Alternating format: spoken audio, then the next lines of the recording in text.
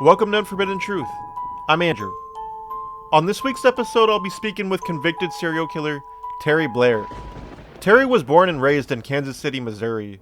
He is the fourth eldest of 10 siblings. In August 1978, Terry heard gunshots right outside of his family's home. The shooter was Janice Blair, Terry's mother. She shot and killed her boyfriend, who was a known drug dealer around the area.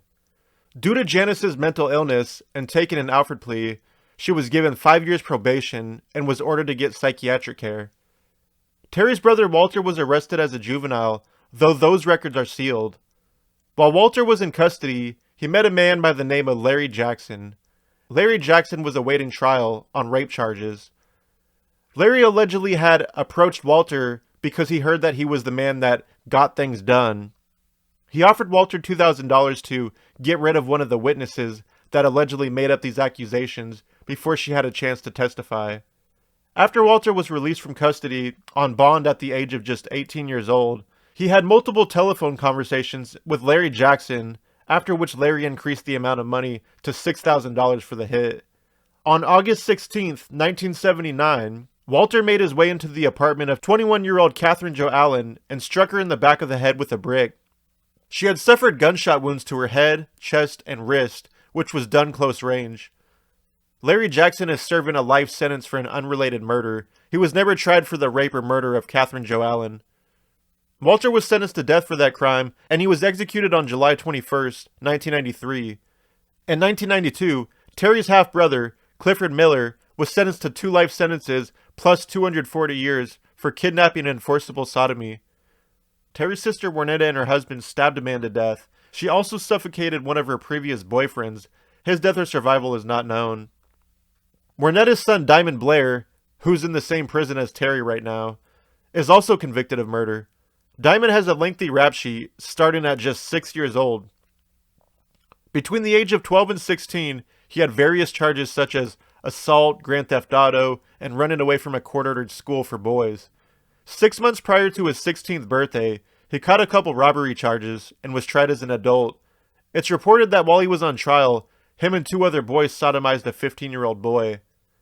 Diamond was sentenced to 18 years in prison at the age of 16. After being released from prison, on June 24, 2009, Diamond and 2 accomplices shot and killed 22-year-old Montage Ashline in an attempted robbery. Diamond was sentenced to 2 life sentences plus 100 years for his role in the crime. Diamond Blair's brother is also a convicted murderer, though there isn't anything public about it, as he was a juvenile at the time. A defense attorney defending Diamond's brother was quoted as saying, "Even before Terry killed those 7 women, his client was born into a family of murderers." In 1982, Angela Moore, Terry's ex-girlfriend and mother of his 2 children, whom was pregnant with a 3rd child, was murdered. Terry was 21 years old at the time of the killing. According to court records, Terry was upset that she was engaging in prostitution. He was sentenced to 25 years in prison for killing his ex-girlfriend. In 2003, Terry was released on parole. On September 4th, 2004, 2 neighbors noticed 2 women's bodies in the garage of an abandoned home and notified law enforcement.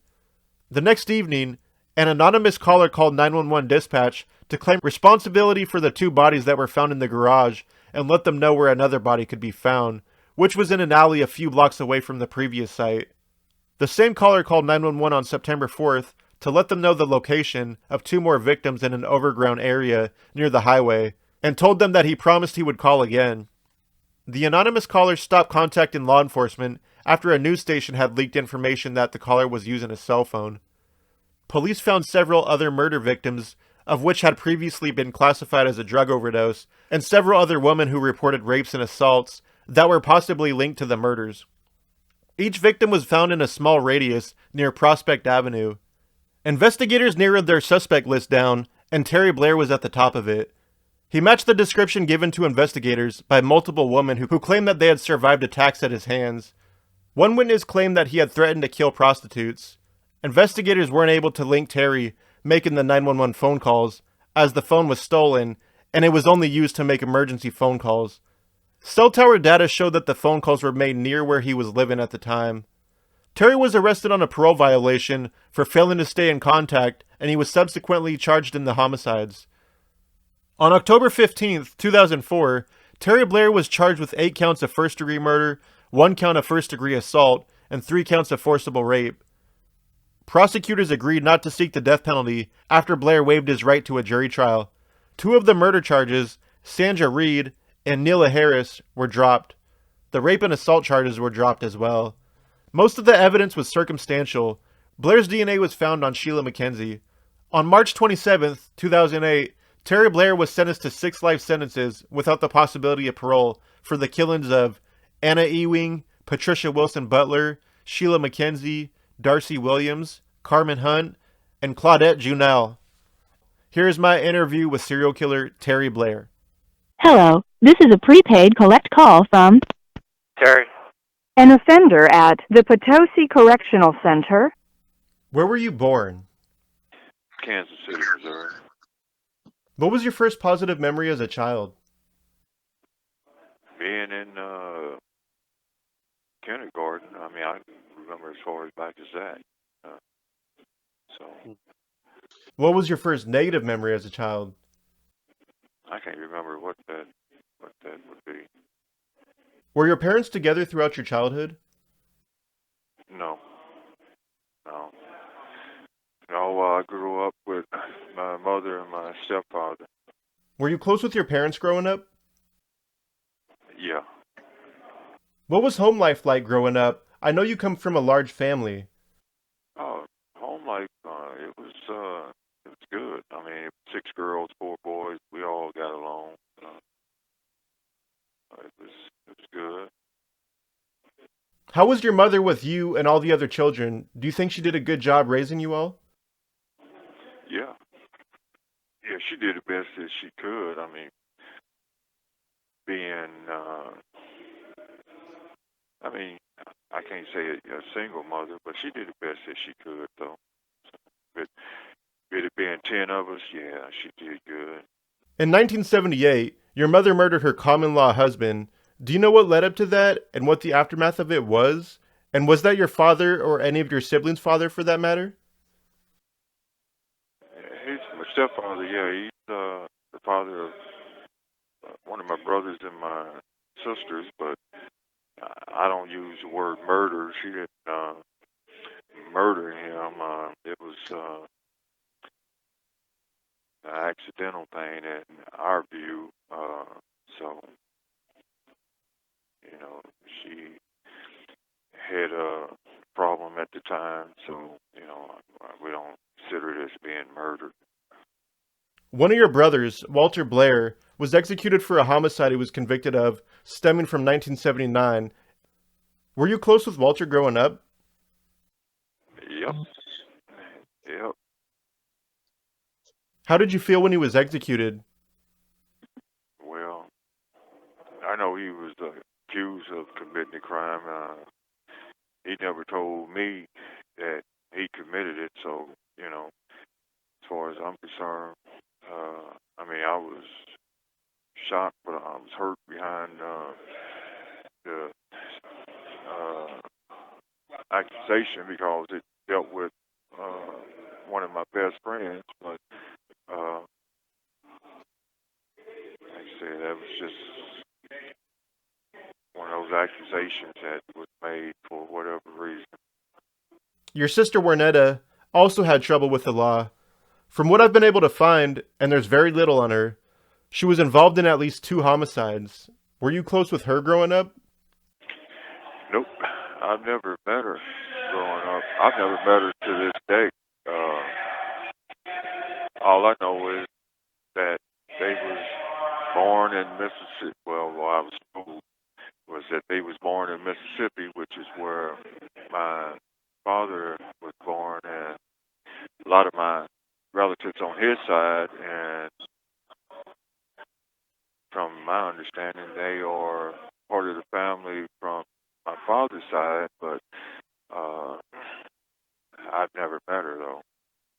I got like 20-something sisters that I haven't met that's on my father's side, so that's a lot of them. You're a father and grandfather. Do you remember the feeling you had when your first child was born, as well as your second child and grandchildren for that matter? Yeah, I was happy, that, my daughters and my son, had kids. That was my grandkids. I spent some time with a few of them for this incident, but yeah, I feel good about it, them being my grandchildren. In 1982, you were found guilty of murdering Angela Monroe in the second degree. Can you walk me through the events that led up to this incident? That was an incident where my sons was placed in uh, foster care, and I was sent a letter from the family services telling me that they was in foster care and that they had a hearing coming up. And I just happened to run into her a few days after that and asked her about my sons, asked where they at, where she said they was at home, and I knew that they wasn't, and we got into an argument, and just one thing led to another, and that's how that took place. So you were sentenced to 25 years and paroled after 21. How did you occupy your time in prison? Did you do any type of rehabilitation classes or anything of the sort? Yeah, I took a lot of, I took anger management, I took, there was a couple of other classes they have. I worked in the laundry, I worked in a metal shop making license plates. I worked in recreation, fixing on weight machines, work fire and safety, where I took, what do you want to call it? I took training and fire behavior. I worked in the bakery. Got 7 or 8 different certificates for 10,000 hours as a baker and different institutions. So When you were paroled, how'd you feel? it was relief. It was getting used to things all over again. But it was good, being away from the lockup and all the different things that took place daily. What was the first thing you did when you got out? Visit my family. We had a gathering, all the family, and had a welcome home party, and that was it. How were you spending your time after being released? Yeah, I worked a few different jobs. I worked at a shirt printing company where we printed logos on T-shirts and stuff, sweatshirts. I worked at a couple of different restaurants. I worked the sanitation department. Uh, so yeah, I had a few jobs. On September 2nd, 2004, a neighbor smelt a strange odor coming from an abandoned house and stumbled across 2 bodies, and they notified the police. The next night, an anonymous caller called 911 and they had claimed responsibility for the murders and told police where they could find another body. Did you make this phone call? No, no. The anonymous caller would call 911 again, twice, letting them know where they could find more bodies. But they had stopped calling after the news station leaked that the phone calls were made using a cell phone. Investigators couldn't prove that you made the calls. They did locate a cell tower, and they tracked the phone calls, which was near where you lived, which was deemed a very important detail in your trial. What do you think of that being labeled evidence? Well, what the cell tower did was recorded the coordinates to those same locations and also different locations. You can make a phone call standing in one place, and they got what they did was they made a phone call standing in one location, and they got 3 or 4 different coordinates from that same location. And the original exact location that the phone calls was that the coordinates of the phone calls came from is the places that they went to. When they got to those locations, which was nowhere near where I stayed at, which was near the tower that they said, they got the same coordinates at that location, and they got different coordinates at that location. The detective claimed that he went in the locations of where my sister or my mom lived and made phone calls and got the coordinates from that phone call. And he also claimed that he got, according to the discovery, is 16, 5 or 6 different coordinates from 16 phone calls, all from different locations. So they never got coordinates from the location that I stayed at. They got that same coordinates that they got from the 911 call. They got from 5 or 6 or 7 different locations all over the city. And the detective saying that, well, I stood in front of it. It's possible that it could have came. It's possible that it could have came from anywhere, but they use the term possible. They never use the term definite to none of that. So the way they use it in evidence is it's possible that it could have came from that location. But, so did 5 or 6 different coordinates from different locations. Also, you would have to been in the trial to hear the testimony to understand, the truth about that, and not just what they put on TV or in the newspaper. So, yeah, it wasn't surprising, but it's what they do, the detective who done the testing, it was learned that he lied. He falsified his reports on the testing to make it seem more accurate than what it really was. And even the judge mentioned that in his transcript of his findings. The detective never told why he, submitted certain things from his report, but more than likely to make it seem more accurate, which is what he did, and because the information was turned over to my attorneys, and he couldn't use that testimony from his reports on the stand, so he had to change it, and he just claimed like he made a mistake. It wasn't a mistake. It was falsifying evidence. There's a woman that claims you tried to kill her and left her for dead, and after playing dead, she was able to get away.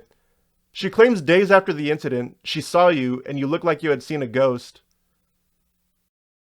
According to the police reports, again, I got 5 different statements that she supposedly made.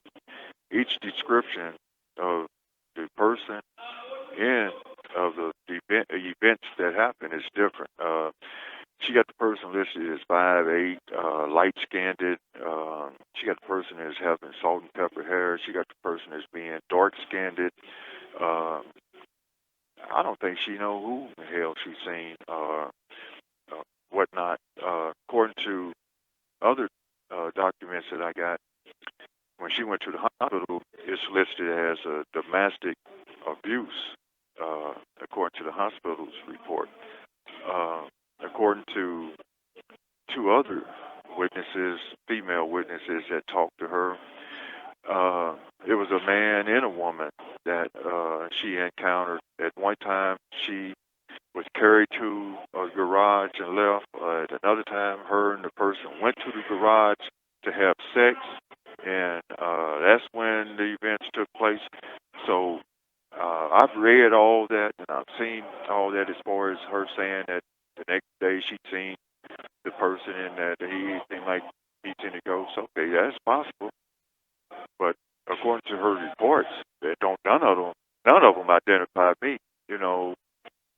As far as them having a picture saying that she picked me out of a lineup on television, they could produce the copy of that lineup that she supposed to pick me out of, where they signed it saying this is the person, circle the person who they picked out. They could produce that for my attorneys, but they also dismissed that charge due to the fact that they knew that this woman had all these different descriptions, all these different events, all these different police reports, and her credibility would have been, tore up if she had went in the courtroom with that, because the things that people didn't know would have been brought out. Okay, I thought you said he was 5'8", he was light skinned. I thought you said this. I thought you said that he dragged you, carried you, and you saying that y'all went in there for the purpose of having sex. You said that it was a woman with him. You said that something about a truck, that they was driving in a truck. I mean, so I've heard that. I've seen that on the first 48, but I got the paperwork that says that contradicts everything that they stated in the first 48, if you want to put it like that. I mean, that's a show. That's the way they do things. But I got black and white that I can send you copies of everything that I'm telling you, and that's the facts in this case right there. How do you feel about sex workers in general? Prostitutes, strippers, cam girls, so on and so forth. I don't have a problem with them. I mean that's their life. They do what they do. As far as I'm concerned, they are women, and they doing. That's their way of survival, I guess. But I don't have no problem with none of them. I've dated prostitutes before. Before I went to prison the first time. After I got out of prison, I mean, I don't see nothing wrong with them. Have you ever gone out with any prostitutes? Dated, like I said, I've dated a prostitute before here and there, and when they asked me about Sheila McKenzie, the one that told me had my DNA on her, they asked me, did I know a woman named Sheila McKenzie? And I told them no, which I didn't know her name one way or the other, that it was Sheila McKenzie, Sheila, or anything else. But once I said no, then they considered that I was lying, that I was trying to hide the fact that I knew her, which I didn't know her. And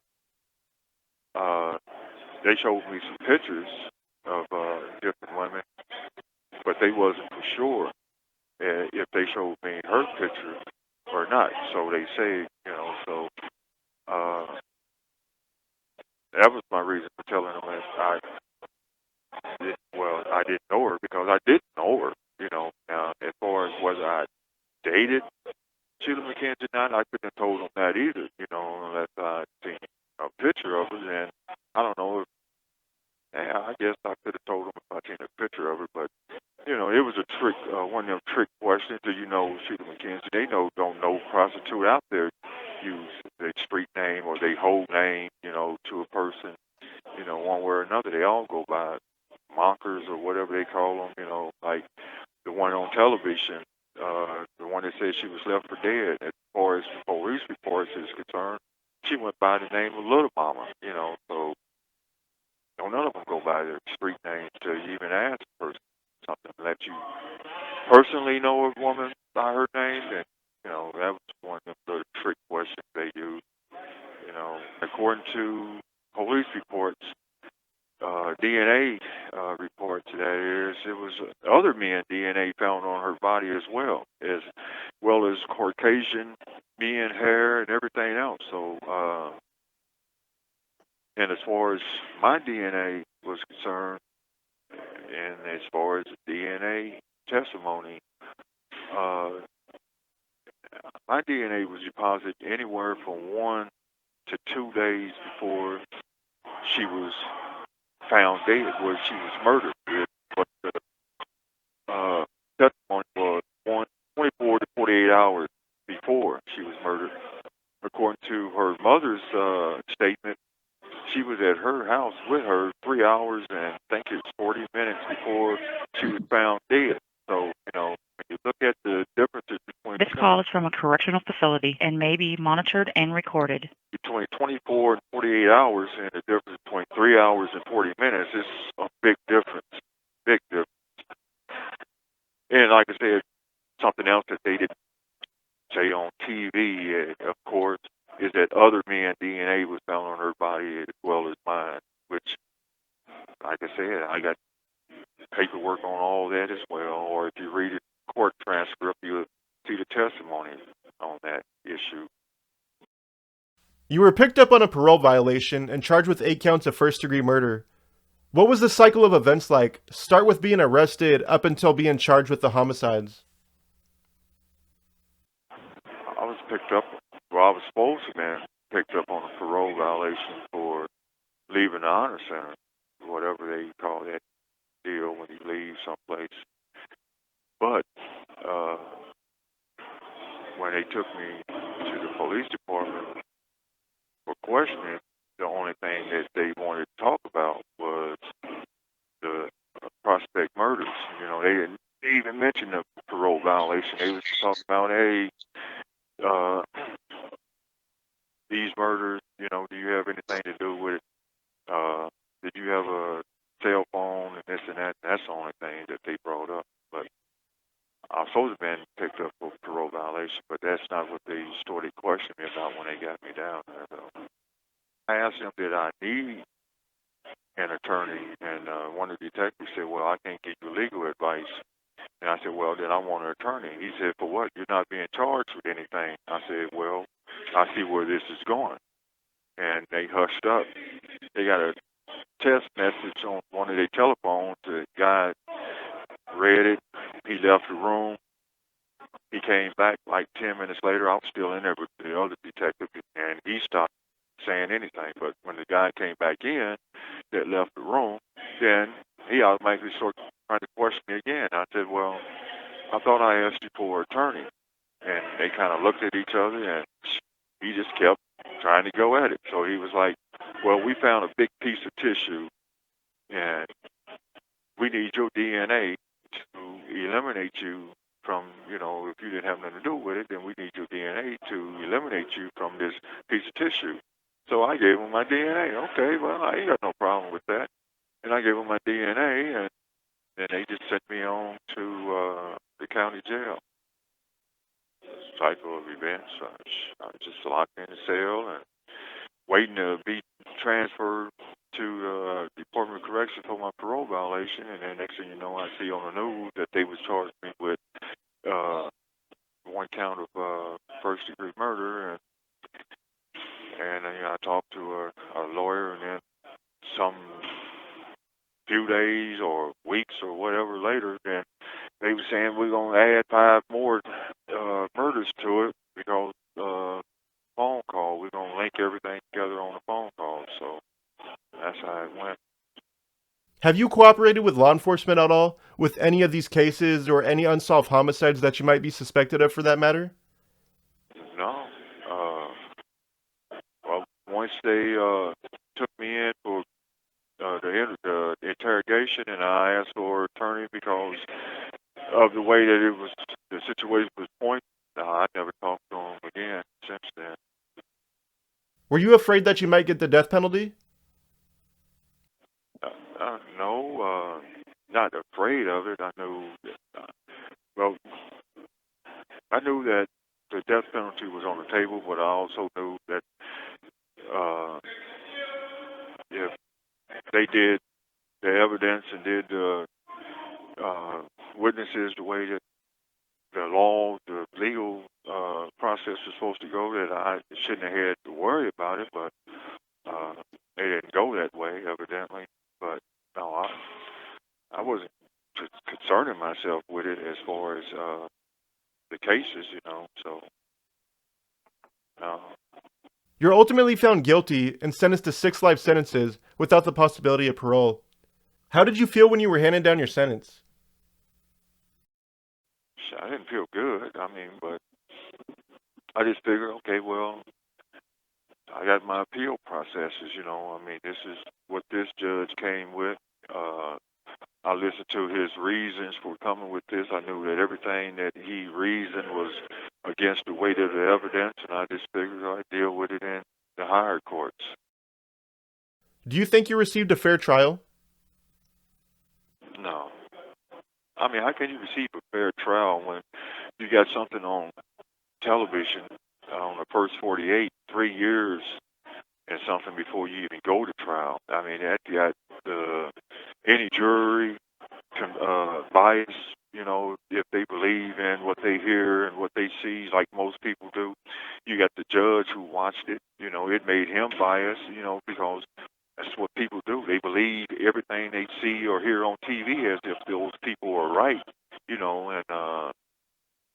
like I said, according to the paperwork that I got, I could prove all of them to be wrong, but that's not public information. That's stuff that the public don't know, haven't seen, haven't heard. But I got it, and with me being the only one to see it and have it, I mean, it means nothing This to call is from a nobody, correctional you know. facility and may be monitored and recorded. And that's why they are able to do what they want to do, unless, I had a lawyer, I had the money to pay a top flight lawyer who could present all that stuff, put that stuff out there, then, yeah, I mean, they know I don't. So I'm on my own. So, yeah, that's the way they do things. Being in prison, you get used to it because you hear it and see it so many, you're around so many different people and you see the same thing, that they do to other people. You read the facts, that other than what you heard, because read cases on other inmates, but then when they show you the facts that they have, you be like, man, what the, that's just the way it is. Has there been any recent movement in your case, in recent years or currently for that matter? Yeah, there's been a lot, but I'm not going to talk about my appeals process as far as how I'm, not going to talk about that. But yeah, it's a lot of movement in it. You've been incarcerated for 17 years now. You've spent a total of 38 years of your life so far inside a penitentiary. How do you not only keep busy on a day-to-day basis, but keep sane serving multiple life sentences?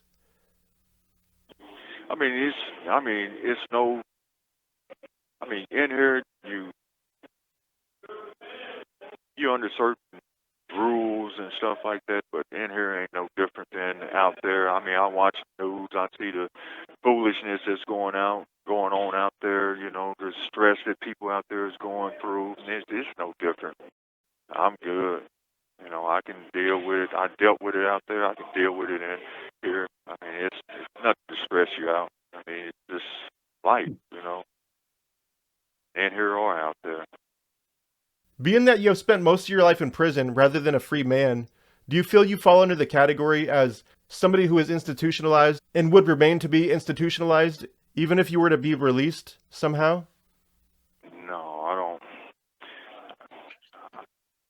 don't think so. I don't know how people definition of institutionalized is, but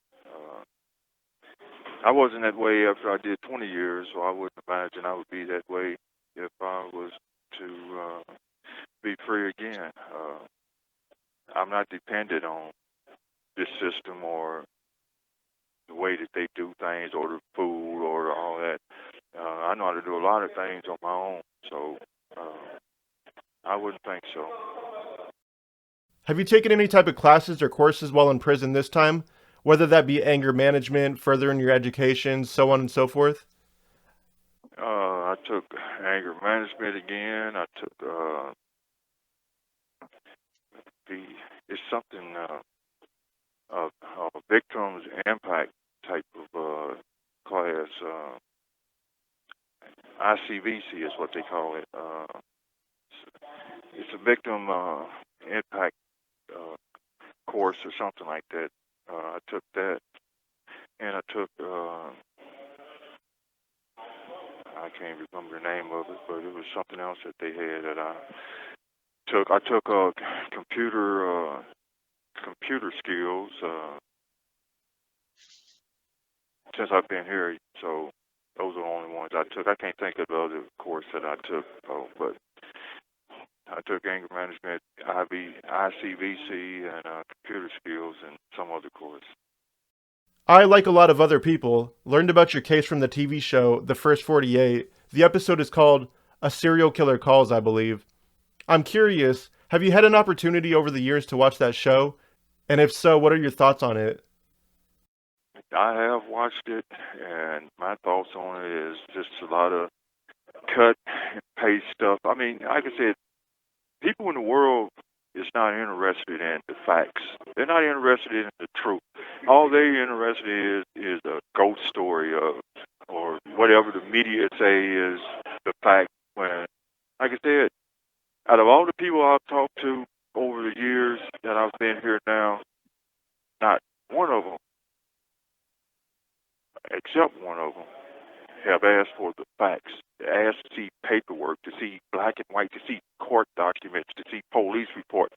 Nobody else have. Everybody else is just caught up in the first 48, the newspaper, what they say, she say, which they don't know nothing about my family. They don't know nothing about me. They don't know nothing. Actually, they don't know nothing about the case from what I've seen on the first 48. Yeah, it was just to glamorize. They work for the police department. They glamorize the police department. You know, I got thousands of papers of tips from the tips hotline identifying different people. But according to the first 48, I'm the only suspect. So yeah, I've seen it, and it's a bunch of BS. A bunch of BS. No facts, no truth, no nothing. Just a TV show, something to draw attention, glamorize Kansas City Police Department. And just like the judge said, he watched it, and it's like he don't know if he's watching the Hardy Boys or Laurel and Hardy. So that's what I see. Before we conclude this interview, is there anything you'd like to talk about that we haven't covered yet? Not that I know of. That was my interview with Terry Blair. If you haven't checked out my Patreon, head on over to patreon.com/unforbiddentruth. You can get access to additional interviews, a virtual true crime gallery, and much more. Thank you for listening. Unforbidden.